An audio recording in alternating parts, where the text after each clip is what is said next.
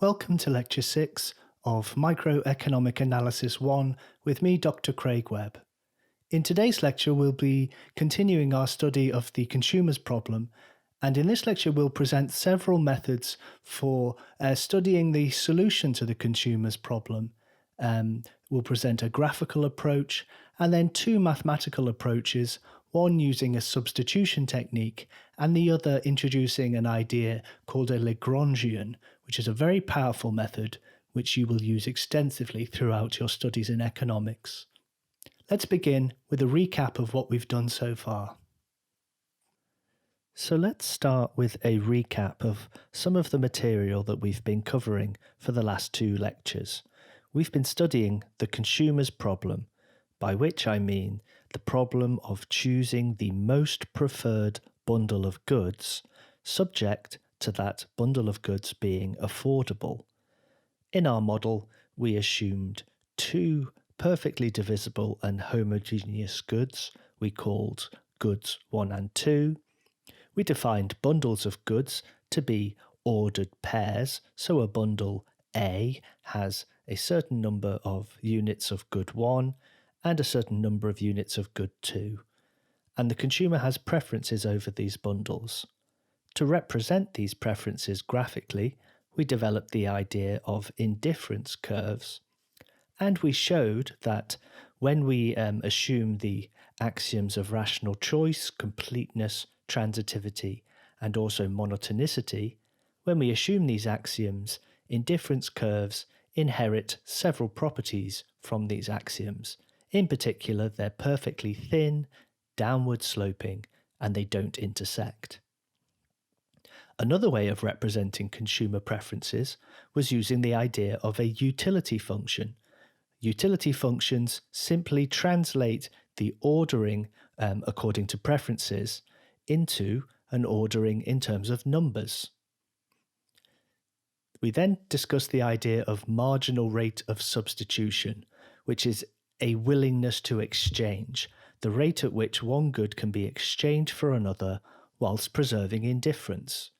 Graphically, we interpreted this as the slope of an indifference curve at a single point, and we showed analytically that the marginal rate of substitution, this willingness to exchange, or this slope of the indifference curve, was equal to the negative of a ratio of marginal utilities. We also showed that you can use any utility function to calculate marginal rate of substitution, provided that utility function represents preferences. To establish what we mean by an affordable bundle, we assume that the consumer has a given income and faces fixed unit prices. So the price of good 1 is P1, every unit of good 1 costs the same and costs P1, a positive number. The same for good 2, every unit of good 2 costs P2. The consumer is assumed to have a fixed amount of income, Y, and we assume that we're dealing with just a one-period decision, so there's no need to think about saving any of their income. Essentially, the consumer has this income to spend today, and they want to spend it all on the bundle that they most prefer.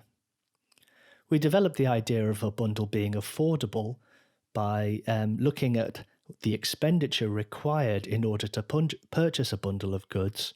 So a bundle of goods which has Q1 units of good 1 and Q2 units of good 2 requires an expenditure P1 times Q1 plus P2 times Q2.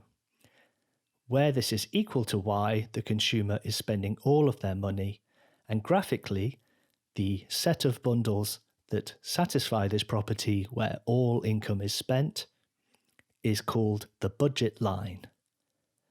The slope of the budget line, which is essentially the rate at which one good can be exchanged for another whilst maintaining the same level of expenditure, was called the marginal rate of transformation. This is the slope of the budget line, which we showed is the negative of the ratio of these prices, minus P1 over P2. In developing all these tools, What we've been able to achieve is a restatement of the consumer's problem in several different ways. So the basic statement of the consumer's problem is to choose the affordable bundle that is most preferred. Using the tools we've developed, the graphical tools of opportunity sets or budget sets and indifference curves, we can restate the consumer's problem as choose a bundle from the opportunity set that is on the indifference curve furthest from the origin. Now that sentence contains several made-up words, opportunity sets, indifference curves, but we know, because of the way we define these objects, that that statement is equivalent to choosing the affordable bundle that is most preferred. So this is a graphical way of representing the consumer's problem. By developing the idea of a utility function, we know that choosing the most preferred bundle corresponds to choosing a bundle which we have assigned the highest utility number to. So, a mathematical statement that is equivalent to the consumer's problem, choose the affordable bundle that is most preferred, is the following: solve the constrained optimization problem, maximize by choosing a bundle Q1, Q2, the utility of that bundle, subject to an inequality constraint P1 times Q1 plus P2 times Q2 is less than or equal to the consumer's income Y. Now we're going to look at various approaches of solving the consumer's problem. And when I say solving, I mean fully characterizing the solution to the consumer's problem. Okay, now we're going to do this in three ways. First of all, we'll use a graphical approach. So we're going to be looking at that idea of getting on the highest indifference curve or the indifference curve furthest from the origin without going outside of the opportunity set. So we'll present this using intuitive microeconomic arguments.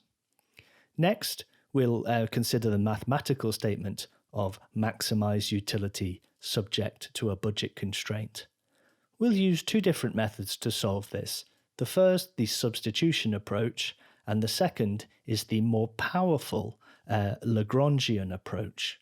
Now, the Lagrangian approach might be new, so I'll show how it works, and we'll gain confidence by the fact that it gives the same answers. Your understanding of the Lagrangian approach will be greatly enhanced when you study Introduction to Mathematical Economics next semester, where constrained optimization is studied in much more detail. But we can show how the method works and use it as an off-the-shelf method for now to solve constrained optimization problems. So let's start by examining the consumer's problem using a graphical approach, and this will just give us some of the basic intuition for what the solution looks like.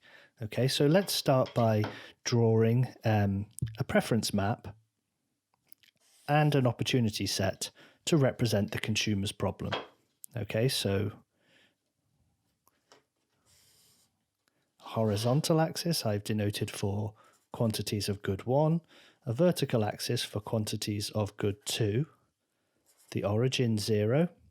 If we remember what the opportunity set looks like, we imagined given unit prices P1 and P2, which were strictly positive, and income, which is strictly positive, then if I spend all of my money on good 1, I know that I can afford Y divided by P1 units of good 1.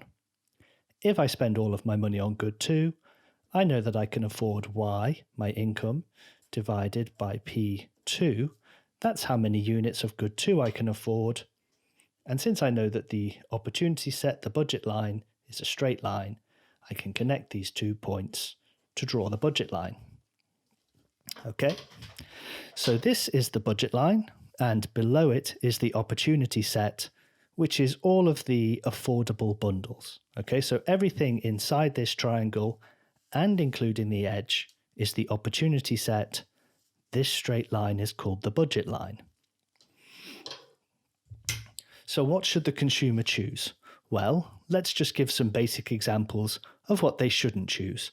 So suppose I put a bundle up here. Let's label this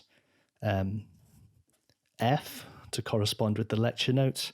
And if I draw an indifference curve through F, you can see it's on an indifference curve that seems far from the origin, so that's a good thing. But what's wrong with F? Well, F is not affordable. Okay? Simply from looking at the diagram, it's outside of the opportunity set. I suppose I could write P1 F1 plus P2 F2 is strictly greater than Y. So that rules out F as a potential solution. Let's suppose I choose something on the budget line. So I'll label this C in keeping with the diagram in the lecture notes. But the indifference curve through this point looks something like this. So it's perfectly downward sloping, seems to be convex. It's perfectly thin. Now, along this point here, I've got other points such as D, and this point here was labelled A in the book. Now, what's wrong with these points here? Well, if I look at point C, then I'm spending all of my money. If I look at point D, then I'm not spending all of my money. Okay? So in a sense, I can afford each of these bundles. I can afford A, I can afford D, I can afford C. If I draw a point up here called G, then I cannot afford G. Okay, so C, D, and A are all affordable bundles. So that's good. I could choose these if I wanted to. The question is, are these the most preferred bundles? Well, if I was to draw another indifference curve nearby, for instance, clearly if I look at D, I could increase the amount of good 2, which monotonicity says is strictly better. Okay, so for instance, I know that this point here would be strictly better than D. If it's straight up, it has more of good 2, which rules out D as a solution. And because C and A, I'm indifferent between C, D, and A, I know that C and A are not solutions either. Okay, so where is the solution? If I was to draw this point here, it's labelled E in the book for E, which we will call the equilibrium point, the consumer's most preferred affordable bundle. And essentially what happens at this point, the indifference curve is just kissing the budget line. Okay, so it's just tangent to the budget line. So let's label these indifference curves I1, I2, I3. So at this point here, E, I cannot get onto a higher indifference curve. I can't get onto indifference curve I3 because I can't afford to. I don't want to go onto indifference curve I1 because it's closer to the origin, which means it gives me lower utility, or it means that I strictly prefer anything on indifference curve I2 to anything on indifference curve I1. So where we just have this tangency condition here, where the indifference curve is just kissing that budget line, it's just tangent to it, I can't get onto a higher indifference curve in such a way that I could afford anything better. So E is the solution here. Now, this was just an intuitive description, really. But I could still, if this is convincing, I could write down the equations characterizing the equilibrium point E. So what are the equations? Well, let's write E is Q1 star and Q2 star. So optimal amounts of Q1 of good 1 and optimal amount of good 2. Okay. Now, this has 2 dimensions, an amount of good 1 and amount of good 2. So if I'm going to characterize this bundle, I need 2 equations. Okay, we've got 2 unknowns, so I need 2 equations. What's the first equation? The first equation is simply that I spend all of my money. Okay, so P1 times Q1 star plus P2 times by Q2 star is precisely equal to Y. Okay? So that gives me one equation which has a natural interpretation: all income is spent. Okay? So what about the second equation? Well, I just drew this point and argued that it's just where there is a tangency between an indifference curve and a budget line. Okay? Now we gave these names. So the slope of the budget line was called the marginal rate of substitution, which we have several ways of expressing. For instance, it's a ratio of marginal utilities.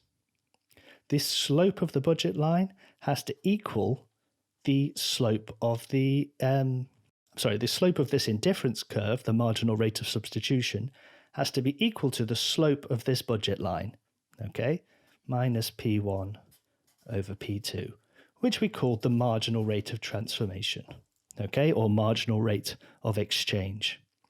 So now we've got two equations and we're looking for two things. So essentially we've fully characterized the equilibrium bundle. The most preferred affordable bundle occurs where all income is spent and the slope of the indifference curve is equal to the slope of the budget line. Okay, now this is a characterization of what's called an interior solution. Okay, so when I've made these arguments, I've effectively assumed that these equations have a solution, and I've also assumed that Q1 star is greater than 0 and that Q2 star is greater than 0. Okay, so that's what we mean by an interior solution. If one of these was 0, then we'd be looking at what's called a corner solution, which we'll discuss towards the end of the lecture.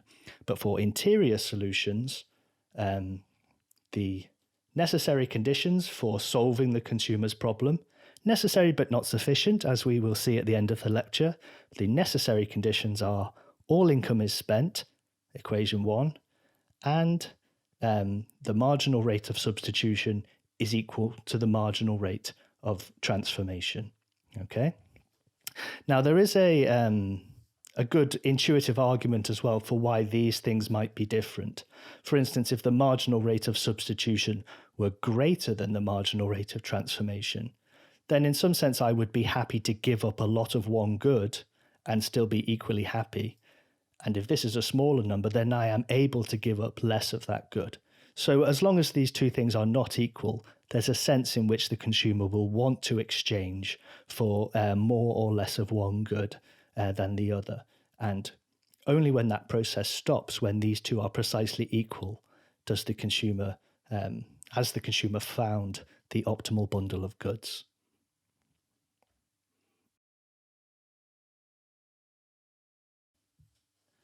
Now let's approach the consumer's problem mathematically using calculus. So to state the consumer's problem mathematically, the problem is maximize by choosing Q1 and Q2 the utility of Q1, Q2, subject to, let's write this here, subject to the constraint that P1 times Q1 plus P2 times Q2 is less than or equal to Y. Okay? Now we're going to use a method known as the substitution method. And in order to do this, we're going to just argue that because this is a one period problem, okay, so the consumer cannot save any money. So if they don't spend money, it's simply going to waste. And the consumer has monotonic preferences, so buying more is always better. So because of this, we're going to replace this inequality here and just say that P1 plus P2, P1 times Q1 plus P2 times Q2 is equal to Y. Okay? That's not too hard to accept and is essentially the argument we need to make in order to use the following trick. Now I've got this constraint. Now, you may not have seen a constrained optimization problem before, but I suspect you've seen kind of basic optimization problems. So the function of a single variable, how do you maximize it? So you should know that if you differentiate that function and find the point where the derivative is equal to 0, then you've found either the maximum or the minimum. Okay? Now this has 2 dimensions and a constraint. So how do we handle that? Well, essentially we're going to reduce the problem as follows and say, well, if I know that this equation must hold, then I know, for example, that Q1 will have to equal y divided by P1 minus P2 over P1 multiplied by Q2. Okay, so this is just rearranging the constraint. Another way of saying this is, if I know Q2, then I know Q1. Okay, as soon as I find the optimal amount of good 2, I can find the optimal amount of good 1 simply by using this equation. So what appeared to be a 2-dimensional problem, in fact, reduces to a 1-dimensional problem. Okay, so we could write Q1 is a function Q1 of Q2. Okay. Now, when we do this, we could then rewrite the maximization problem simply choosing the best Q2 so that the utility of this bundle, okay, the utility of the bundle which has Q2 and has Q1 which is determined by Q2 in this way. Now we don't need a constraint because the constraint is automatically satisfied. So it's an unconstrained problem in a sense, and there's only one dimension to it. So if we differentiate this and find the Q2 star, the particular value of Q2 that makes the derivative of this equal to 0, then we've solved our problem. Okay, so that's the idea of the substitution method. So let's actually do this. Let's take the derivative of this with respect to Q2. So I'm going to take what's called a total derivative, which is essentially the chain rule in action. So if I differentiate the utility with respect to Q2, what I need to do is say, well, utility changes when good 1 changes and good 1 is changed by good 2. Okay, so that's the first part. And also utility changes because good 2 changes. And I'll just write dq2 here, just so you can see the same method. But this ratio is, of course, just 1. Okay. So this is equal to, well, we called this the marginal utility of good 1. Now I know this, the derivative of Q1 with respect to Q2. Okay, so it's simply this slope term here. So it's a minus P2 over P1. Okay, then plus the marginal utility of good 2. Okay, so this would be the derivative of this utility function with respect to good 2, taking into account that good 2 changes or determines good 1. Now the first order condition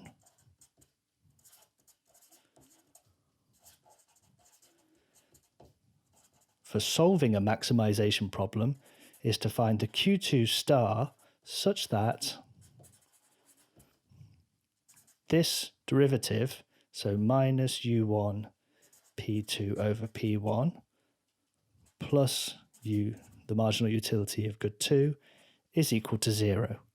Okay. Now if we rearrange this, this is entirely equivalent to minus U1 over U2 is equal to minus P1 over P2. Okay, and we've seen this before.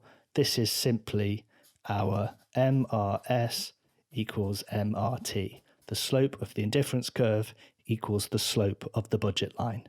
Okay, so the consumer spends all of their money, equation 1, and equation 2 the indifference curve is tangent to the budget line, the marginal rate of substitution is equal to the marginal rate of transformation. So solving the problem using calculus in this way gave exactly the same answer as the graphical approach, but we've been able to be a bit more formal so we can be more confident in our result, in that our result is accurate and correct.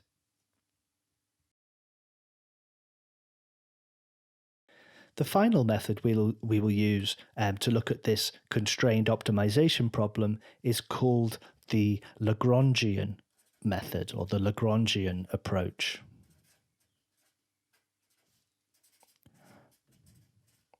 Now, this is a method which you will study much more in mathematics courses, but I'll show you how it works. We'll use it as an off-the-shelf method. And the fact that it will give the same answer as our previous approaches, studying the problem graphically or solving using a substitution method, the fact that this approach gives the same answers should hopefully give you some confidence that it works well. The nice thing about practicing the Lagrangian method at this stage is that the Lagrangian method is readily extended to the case where there are many, many variables and many other constraints as well. So we could imagine a whole list of constraints and having many variables. And the Lagrangian approach is the method which extends to those circumstances. Okay, so let's just restate the problem is maximize by choosing Q1 and Q2 the utility of the bundle which contains Q1 units of good 1 and Q1 2 units of good 2. This is what we want to maximize, and then subject to a constraint that's P1 times Q1 plus P2 times Q2. Let's just say that that's equal to Y in this case. Again, the Lagrangian method is built to be extended to the case where we have inequalities here. But this is a first pass, so let's keep this simple. Okay, now the first step of this method is to form what's called the Lagrangian for the problem. Okay, so I'll show you what it is. We're going to introduce an extra variable, lambda, which is called the Lagrange multiplier. So let's write this kind of fancy curly L for the Lagrangian and say it's a function of Q1 and Q2, and also of this new variable called the Lagrange multiplier. Okay, so we're going to solve a problem involving three variables, but it's going to be an unconstrained problem in these three variables. So we incorporate the constraint. Okay, so the first thing we do is just write, well, it's equal to the utility function Q1, utility of Q1 and Q2, plus, and then we write our Lagrange multiplier lambda, and in a bracket here, we say the difference between y and this expenditure term. Now that's something that we would like to be 0 at the solution. Okay, so the constraint is that this should equal 0. Income minus how much you're spending should equal 0 in this case if we're spending all of our income. Okay, so this is called the Lagrangian for the problem. At this stage, we just need to kind of memorize that this is how we use it.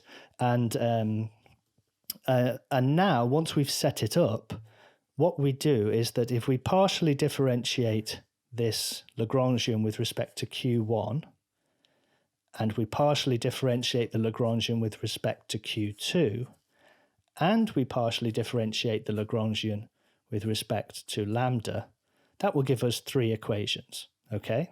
Or 3 functions even. And what we want to do is we want to find the Q1 star, the Q2 star, and the lambda star so that each of these equals 0. Okay? So we differentiate with respect to Q1, we partially differentiate with respect to Q2, and we partially differentiate with respect to lambda, this Lagrangian. And then we find the values Q1 star, Q2 star, and lambda star that make all 3 of these equal to 0 simultaneously. Okay, and if we've done that, then we have solved the problem. Okay, so these are, in a sense, the first order conditions for this problem turn out to be exactly the conditions for solving our constrained optimization problem. Okay, so let's actually do this. Let's take the partial derivative of the Lagrangian with respect to good 1. So first of all, we would have, and so the partial derivative of this Lagrangian, apologies, that should be a partial, write that again. The partial derivative of the Lagrangian with respect to Q1 would be the marginal utility of good 1. And then we've got a lambda minus P1 times, so we've got a minus P1 lambda here, okay? And we want the lambda star that makes this 0, okay? Similarly for good 2, we would have the partial derivative of the Lagrangian with respect to good 2, which would be the marginal utility of good 2 minus P2 lambda. And if we choose the lambda star to make this 0, that's our first order condition. Okay. Now, if we take these two together, we can see that, for instance, how shall we say this? That here, this is saying lambda star is equal to U1 over P1. And here, lambda star is equal to U2 over P2. Okay, so I know that U1 over P1 has to equal, well, it equals lambda star, which equals U2 over P2, which is equivalent to minus U1 over U2 equals minus P1 over P2. Okay, which is exactly what we were looking for. Our marginal rate of substitution equals the marginal rate of transformation. Okay, so that's so far so good. By differentiating the Lagrangian with respect to each of the variables separately, incorporating this Lagrange multiplier lambda and finding the lambda star so that these are equal to 0, out pops the equation that we've derived earlier on. Okay, now let's just find this final condition, the derivative of the Lagrangian with respect to the Lagrange multiplier.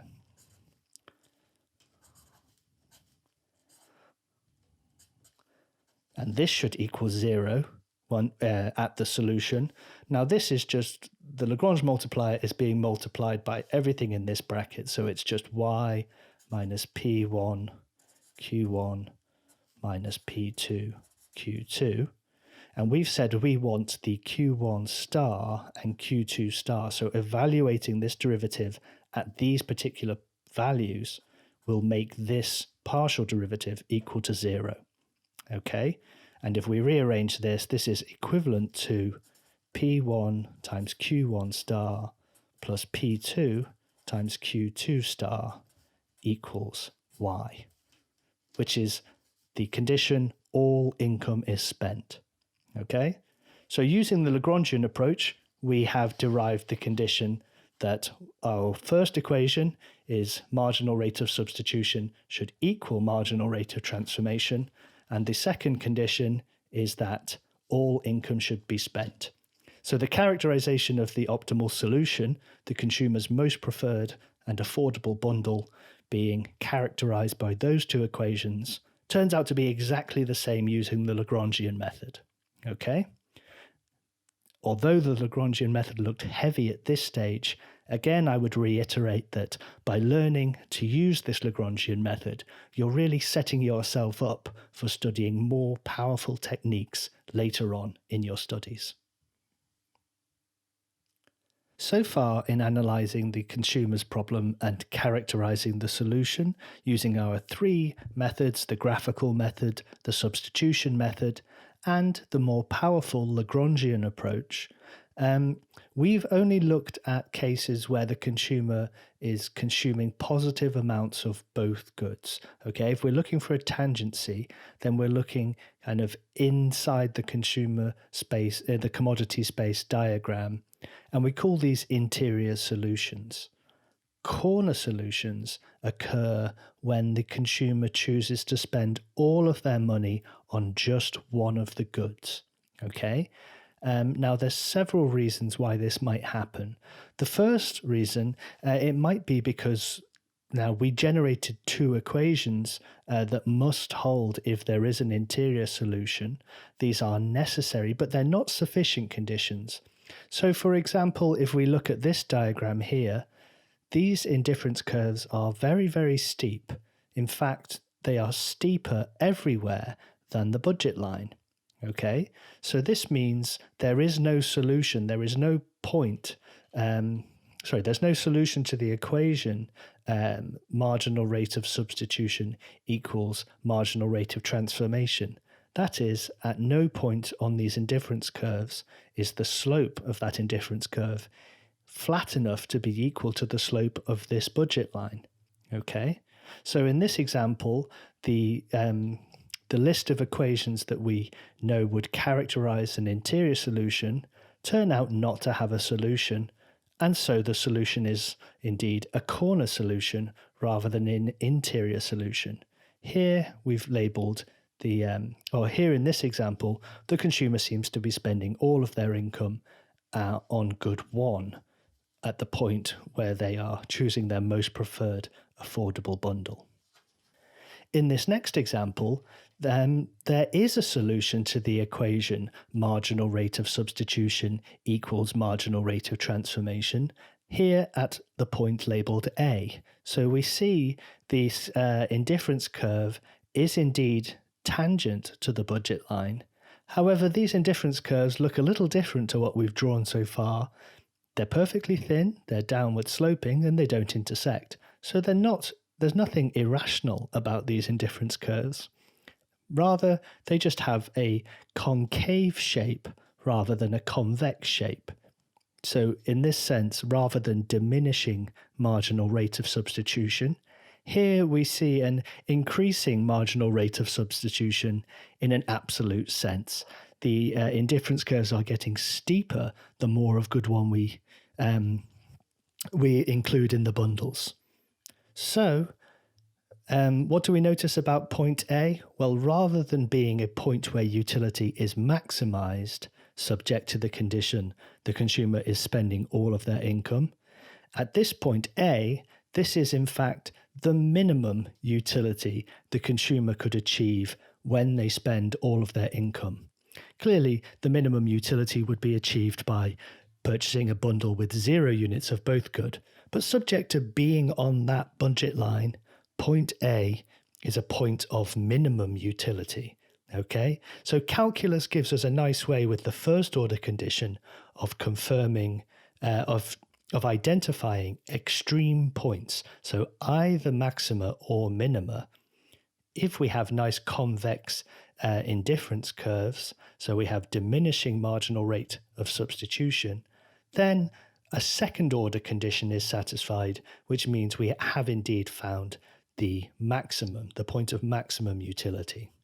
Here, the second order condition is not satisfied, rather we have a minimum utility. So if we look at where the maximum utility does occur, it looks, by looking at the diagram, as if point B, where the consumer spends all of their income on good 2, seems to be the highest indifference curve this consumer can reach in an affordable way. In this lecture, we've studied the consumer's problem and characterized the solution to this problem using 2 equations. The first equation is based on the idea that all income is spent, and the second equation graphically is the idea that the indifference curve is tangent to the budget line.